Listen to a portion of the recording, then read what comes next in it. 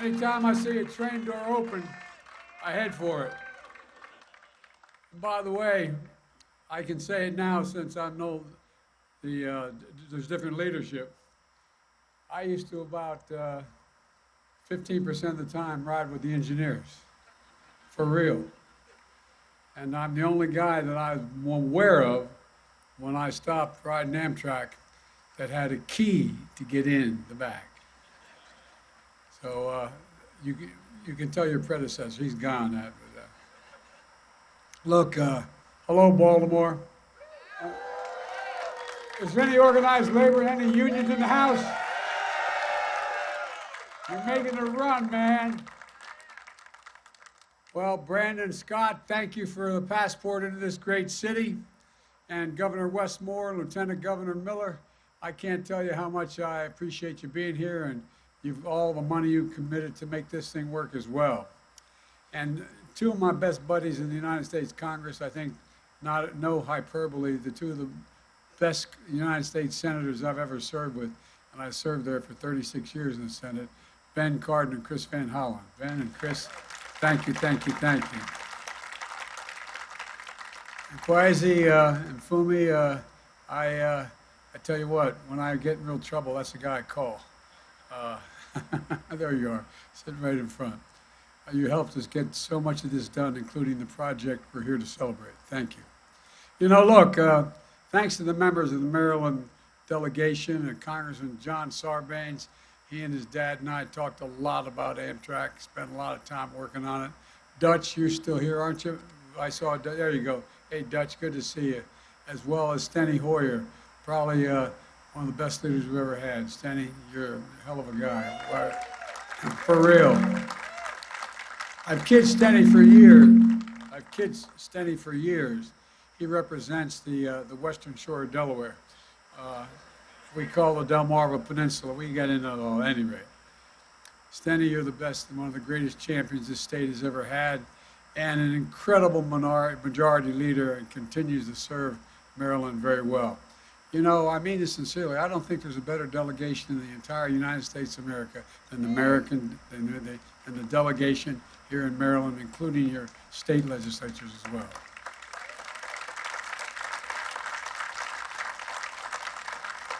And somebody who I was senior to, but never referred to me as senator, always say, Biden, come here, Barbara Mikulski. I wish Barbara here. She did a lot to make this day happen as well, all the years we've worked on this. Baltimore, particularly Amtrak specifically. And finally, it's been over 3 years since, I didn't know you had seats, man, you ought to sit down. By the way, I said when I was running in 2020 for the job, I said, everybody take their seat, and there were no seats. And the press said, he is really stupid. So I don't dare tell anybody to take a seat unless I see the chairs. But anyway, thank you. You know, it's been over 3 years since his passing, but my late friend Elijah Cummings, he's with us in spirit, looking down saying, Joe, you finally got this sucker done. And CEO, Stephen Gardner. Stephen is, he knows he's got a strong support in Amtrak, probably too strong. I'm driving him nuts already. I want to get it all done quickly. And Secretary Pete Buttigieg, this is just one example of the great work you're doing, Pete. Appreciate it a lot. Let me at the outset, this is just the beginning of having a 21st century rail system that's been so long overdue in this country. Back in Delaware, I'm known for riding Amtrak, for being their senator all those years. And most of you know that as a senator, I rode the train between Washington and Wilmington and back and forth every single day that the Senate was in. And they tell me it's about average 117 days a year, about 265 miles a day. I put over 1 million miles on Amtrak. Not a joke, including as vice president. Amtrak wasn't just a way to get home, it's a family. The conductors, the engineers, they literally became my family. I used to have a summer party at my home in Delaware. Started off with about 10 conductors and engineers. Ended up with about 70 people. They became my friends. Went to an awful lot of their children's weddings and, unfortunately, funerals of them. When I was vice president, I flew over 1 million miles on Air Force Two, and I was going home as the United States as vice president, and one of the conductors said to me, "Hey Joe, big deal, million whatever 200." You said you've traveled over 1 million miles on Amtrak. I said, "How the hell do you know that?" And they added it up at their. But folks, look, I made 1,000 trips through this tunnel, so I've been through this tunnel 1,000 times. And you know, but when folks talk about how badly the Baltimore tunnel needs an upgrade, you don't need me to tell you. I've been there, and you've been there too. I also know that it's not just Amtrak. I know how important this tunnel is to commuter rail, and MARC rail back and forth to Washington.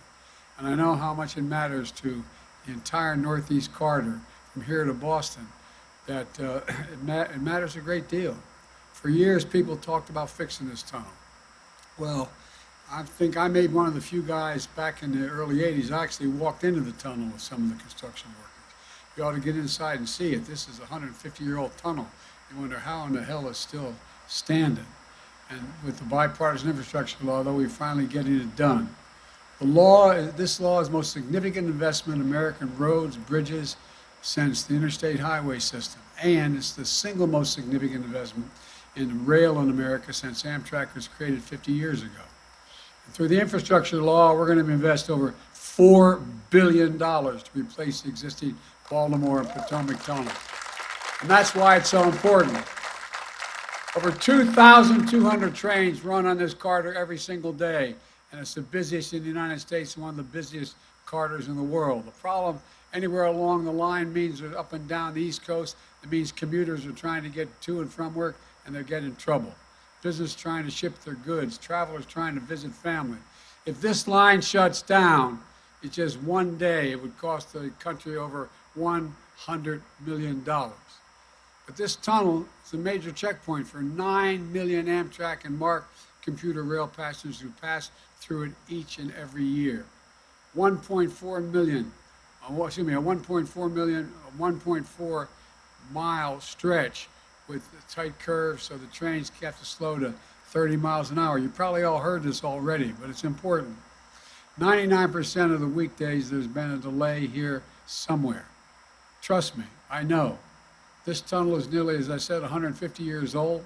This is a Civil War era. Ulysses S. Grant was president. The structure is deteriorating. The roof is leaking. The floor is sinking. This is the United States of America, for God's sake. We know better than that. We know we have to prove we're much better than that. Funding from the infrastructure law will fully replace this tunnel. And we're naming the new tunnel after Frederick Douglass, who boarded this train to freedom right here in Baltimore. You know, and he escaped slavery. He traveled the country by rail, fighting for abolition and civil rights. So that's fitting we honor him in this way. The Frederick Douglass. Look, we have a lot to do. When the project is done, new trains will travel through this tunnel at 110 miles an hour instead of 30 miles an hour. MARC trains will go from here to Washington in 30 minutes. On an average weekday, that'll eliminate nearly 7 hours a day. The Frederick Douglass Tunnel will be all electric, and we will continue to invest in rail to make it easier for people to use its potential to take thousands of vehicles off the highways, including the interstate, and save millions of barrels of oil, reducing pollution. All the studies show if you can get from point A to point B by rail faster than you can by automobile, you take the rail. This is going to be a game changer for the environment as well. And so this is what we're doing across the country, not just here. Tomorrow I'll be in New York for a similar announcement, the Hudson Tunnel Project, and a critical juncture in the Northeast Corridor.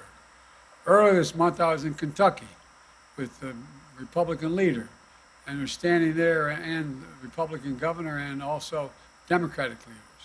Over $1 billion is being spent on the Brent Spence Bridge over the Ohio River connecting Ohio and Kentucky. We're repairing the original bridge and building an entirely new one parallel to it. Each day, trucks carry about $2 billion worth of freight across that bridge from Florida to Canada. And it was built 60 years ago. Folks have been talking about fixing it for decades, but now we're finally going to get it done. And we're not stopping there. We're closing the digital divide. Nearly 175,000 households in Maryland who haven't had access to high-speed internet are now getting access to it through this infrastructure law, Bipartisan Infrastructure Law. And our broadband program is estimated to create 200,000 jobs across the country just putting it in the ground. And it's all union work. And today,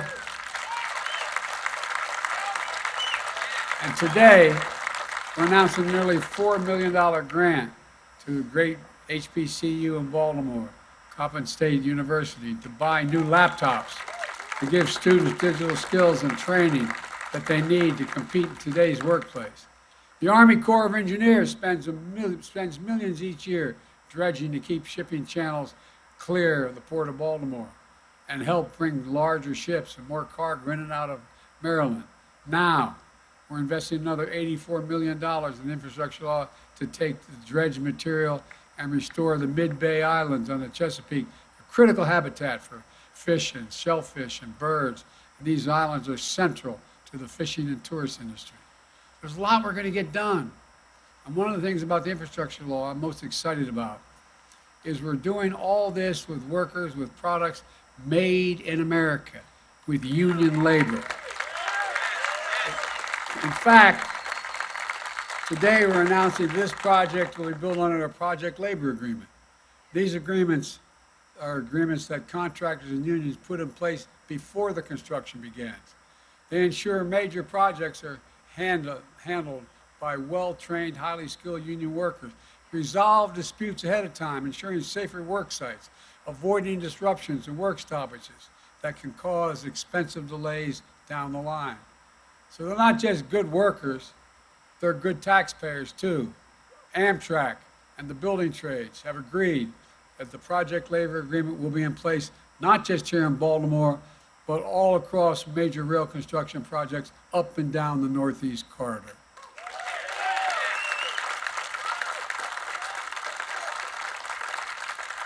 And the Baltimore Tunnel project will lead to 20,000 good-paying construction jobs. Laborers, electricians, carpenters, cement masons, ironworkers, operating engineers, and so much more. These are good jobs you can raise a family on. And most don't require a college degree, but they do require the equivalent of a college degree. You have to have 4 to 5 years of an apprenticeship. That's one of the reasons they're the best trained workers in the world, the best in the world. I've been saying that my whole career, and it's true. These are jobs for folks I used to think about as I took the train home at night, going through the stretches of suburban Maryland, suburban Baltimore, and look out the window, see the flickering lights on people's tables. Not a joke. I used to look at them and just wonder what their conversations were at their kitchen table, their dining room table. What were they thinking about before they just before or after they put their kids to bed? Asking questions that are ordinary and profound. We're gonna have enough money left over, honey, at the end of the month, after we pay our bills, just have a little bit of breathing room. My dad used to say, you know, Joey, a job's about a lot more than a paycheck. It's about your dignity. It's about respect. It's about being able to look your kid in the eye and say, honey, it's going to be, I mean this sincerely, it's going to be okay, and mean it. Well, that's what, folks, too many people have been left behind in the past. They're treated like they're invisible amid the economic upheaval of the past 4 decades. They remember the jobs that went away and wonder whether a path exists anymore for them to succeed. But I know we can forge a path of building an economy where no one's left behind. That's what this project and others like it across the country are all about. It's about making investments in America's cities, towns, heartlands, and rural America. It's about making things here in America again. It's about good jobs. It's about the dignity of work. It's about respect and self-worth. And it's about damn time we're doing it.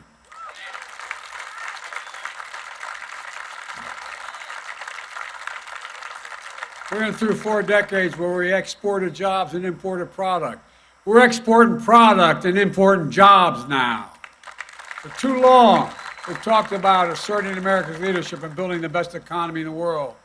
Well, we have to have the best economy in the world, you have to have the best infrastructure in the world. That's not hyperbole, it's a fact. To get products to market, to create thousands of good-paying jobs. For most of the last century, we led the world by a significant margin because we invested in our people, we invested in ourselves, we invested in research and development. But along the way, we stopped. We used to rank #1 in the world in research and development. Now we rank #9. China used to rank #8. Now it ranks #2. The risk of losing our edge as a nation and China and the rest of the world catching up is real. For decades, the backbone of America, the middle class, has been hollowed out. Too many good-paying manufacturing jobs move overseas because labor was cheaper. Jobs moved overseas and factories closed down. Once thriving cities and towns became shadows of themselves, what they used to be. When Carrier, one of the biggest manufacturers in Syracuse, New York, stopped making air conditioners, the town went in decline. Now, Micron's enormous investment of semiconductors in Syracuse is bringing it all back and more. Same thing's happened in Lordstown, Ohio, when GM shut down their auto factory. But this past year, thanks to all we're doing with electric vehicles, GM and LG announced they'll hire thousands of workers to build the new electric vehicle batteries. And when these towns were hollowed out, something else was lost. Their pride, their sense of self-esteem. Folks, these are the effects of the so-called trickle-down economics. The view from Park Avenue that says, when the wealthy do well, it will all trickle down to everybody else. Not in the family I was raised, it didn't work that way. But there's another one that I hold, that folks in Baltimore hold as well. Our folks in cities were born in Scranton, Pennsylvania, and grew up in Claymont, Delaware like I did. They view the backbone of America. They are the backbone. They're the people who get up every morning and go to work just to bust their necks trying to make an honest living. Look, folks, I've said it many times. Wall Street did not build this country. The middle class built this country. And unions built the middle class. That's a fact. I ran for president to build an economy from the bottom up and the middle out. To bring back good-paying jobs you can raise a family on, whether or not you went to college. To give working families a little more breathing room. To invest in ourselves again, to invest in America again. And that's what we've done.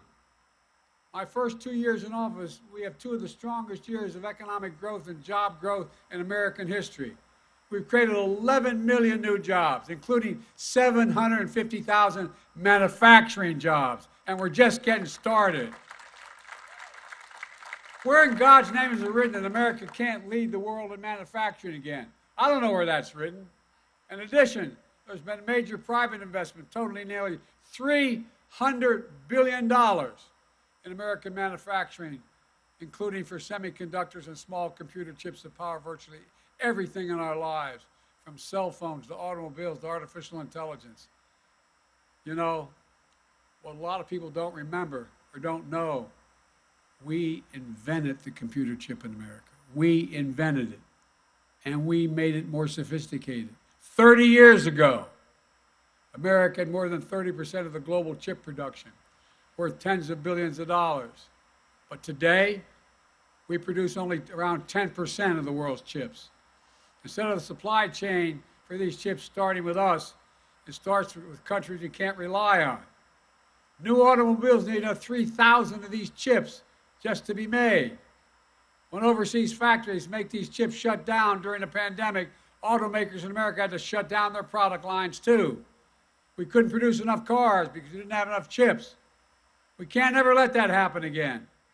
That's why we came together to pass the Bipartisan Chips and Science Act, and we're seeing the results now.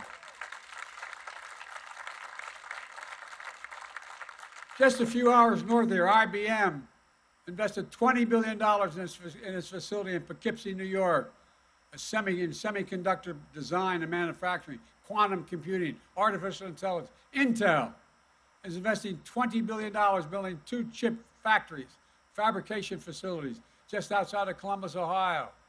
$100 billion with Micron in Syracuse, $40 billion with TMSC in Phoenix. Our economic agenda has ignited a boom in manufacturing, from semiconductors to electric vehicles to advanced batteries. They're going to power those vehicles, and in addition to that, Anybody from the IBW here? 500,000 charging stations you're going to build in America so you can go from coast to coast to coast.